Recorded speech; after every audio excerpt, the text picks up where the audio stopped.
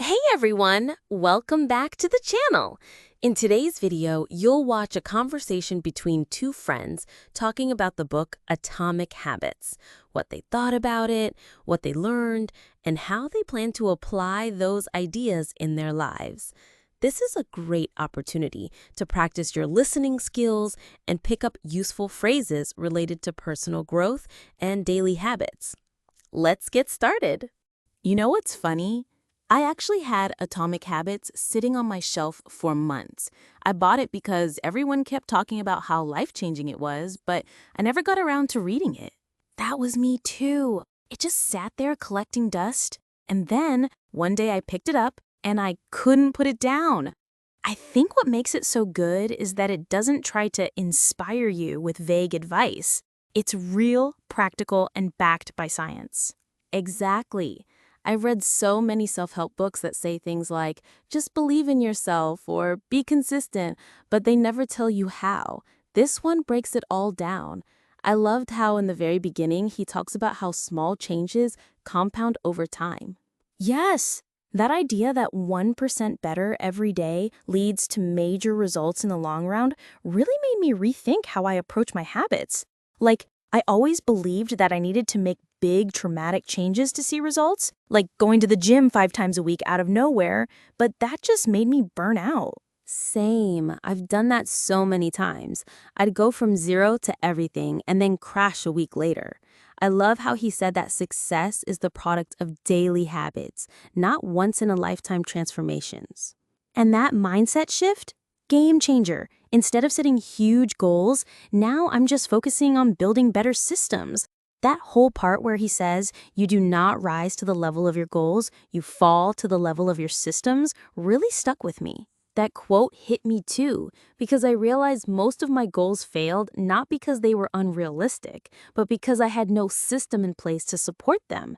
Like, I wanted to eat healthier, but I kept junk food in the house. Of course I was going to fail.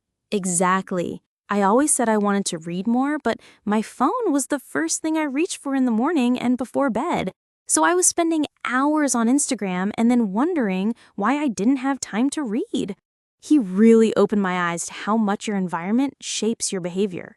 Yes, I loved when he talked about environment design, that it's not about relying on willpower, but about making the right choice the easy one. So now I leave a book next to my pillow and charge my phone across the room. I started doing that too. I actually made a reading spot on my couch with a blanket and a small basket with 2 books and a journal. So now when I sit there, my brain already knows it's time to read or write, not scroll. Yes, he even says that building good habits is about making tiny improvements and letting them grow over time. It's not about overnight success. And I needed to hear that because I was so used to quitting if I didn't see results fast enough. Exactly. Like if I went to the gym for a week and didn't lose weight, I'd give up. But this book reminds you that results don't come from one action. They come from repeating a behavior consistently over time. That's why I love his comparison to compound interest. Habits are like money. They grow slowly at first, but then one day you wake up and the results are massive. You just have to keep showing up. Honestly, reading this book made me feel hopeful again. Like, change is possible, even for someone like me who's struggled with consistency my whole life. I don't need to be perfect. I just need to start small and stay consistent. That's the most empowering part. You don't need to change your whole life overnight. You just need to vote for the person you want to become, one small habit at a time. Exactly. It's not about intensity, it's about identity. And now every time I do something healthy or productive, I tell myself, that's who I am now. It sounds cheesy, but it really works. Not cheesy at all. I do the same thing. Every good habit is proof that we're becoming the version of ourselves we want to be. That's what makes this book so powerful. It gives you the tools and the mindset to actually change. I just finished the part where James Clear explains the habit loop: cue, craving, response, reward. I swear, I saw my whole life in that one chapter. Right? Once you understand that loop, it's like putting on glasses and seeing your behavior clearly for the first time. For example, every time I feel stressed, my brain immediately goes, go get something sweet. The stress is the cue, the craving is comfort, the response is eating chocolate, and the reward is, well, temporary relief. Yep, and the problem is it works, which reinforces the loop. That's why it's so hard to break. But what I loved was how he says you don't have to fight the loop, you just have to change the response. Exactly. Keep the same cue, but switch what you do next. Like, now I'm trying to take 5 deep breaths instead of grabbing a snack. Same stress cue, different response. I started doing something similar. I used to check my phone first thing in the morning. The cue was waking up, craving was stimulation, the response was scrolling social media, and the reward was distraction. But now I leave a journal on my nightstand and write one sentence instead. That's so smart. I started using habit stacking like he suggests, connecting a new habit to something I already do. After I make coffee, I read 2 pages of a book. That's it. But now it's becoming automatic. Habit stacking changed everything for me. After brushing my teeth, I do 5 minutes of stretching. It's such a small thing, but now my mornings feel totally different. The best part is realizing that you don't need to rely on motivation. He even says that motivation is overrated. It's your environment that really shapes behavior. So true. That's why I stopped keeping snacks in sight and started leaving my running shoes by the door. The easier it is to start, the more likely I'll do it. I've even changed how I label myself. Instead of saying, I'm trying to eat healthy, I say, I'm a healthy eater. It sounds small, but it shifts your identity. That part about identity-based habits is everything.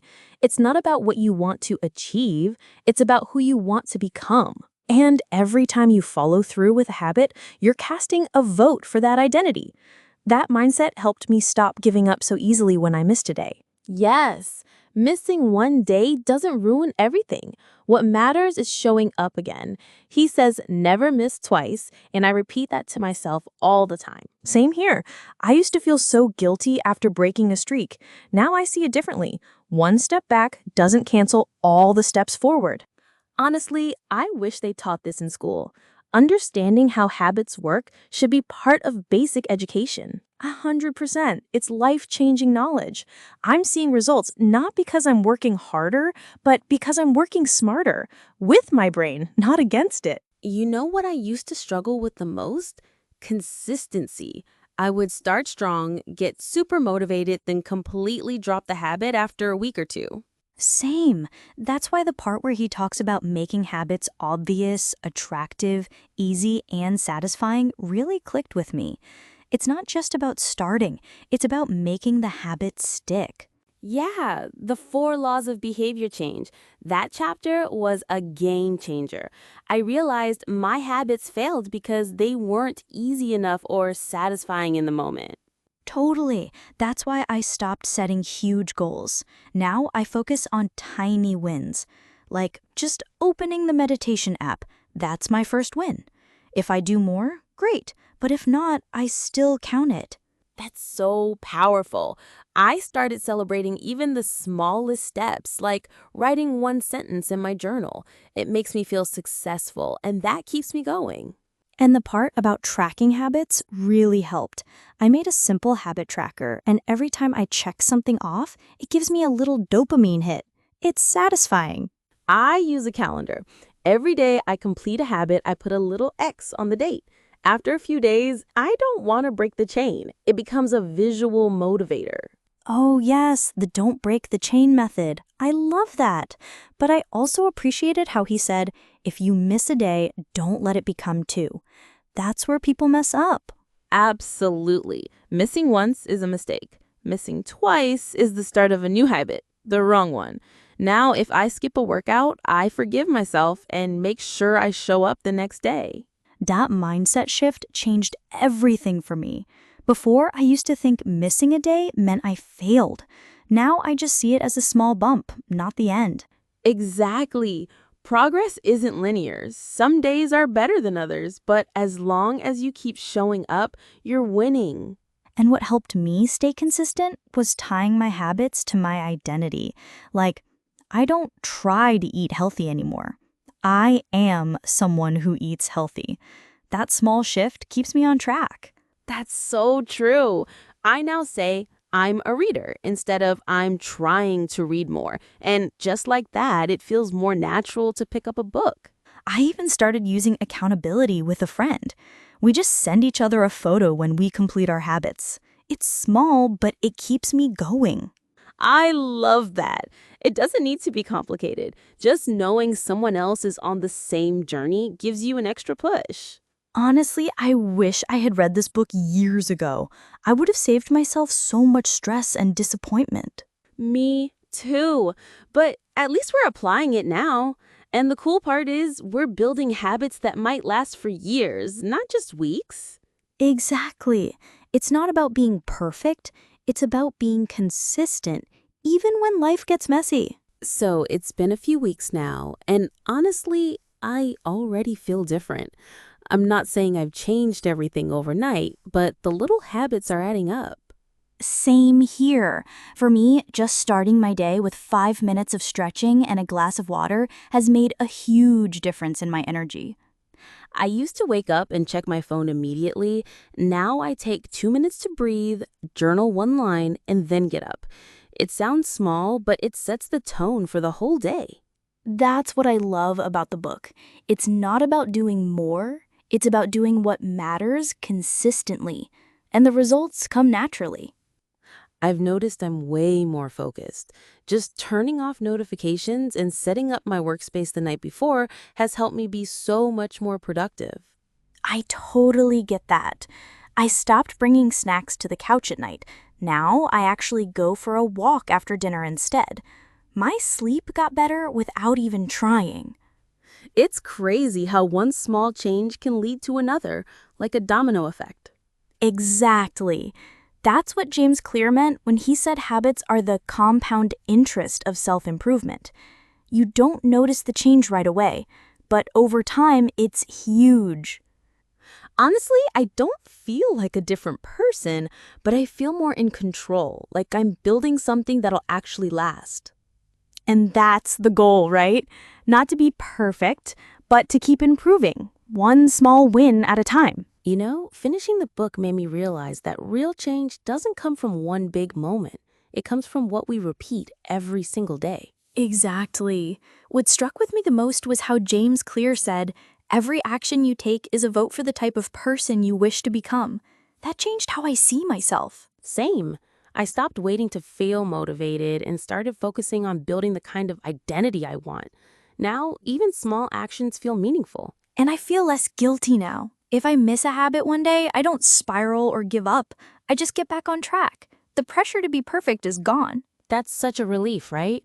For once, I feel like I have a system that actually works for my life, not something unrealistic I can't maintain. Honestly, I think Atomic Habits is the kind of book everyone should read, especially if they've struggled with consistency like we have. Agreed. It's not just theory, it's practical, actionable, and it really sticks with you. I've already recommended it to my brother and a few friends. Me too. I even reread some chapters when I feel stuck. It's the kind of book you go back to over and over again. Totally. And it makes me feel like change is possible. Not because I'm a different person, but because I'm doing things differently. That's the real win, becoming just a little better every day. Thanks so much for watching this real conversation about atomic habits.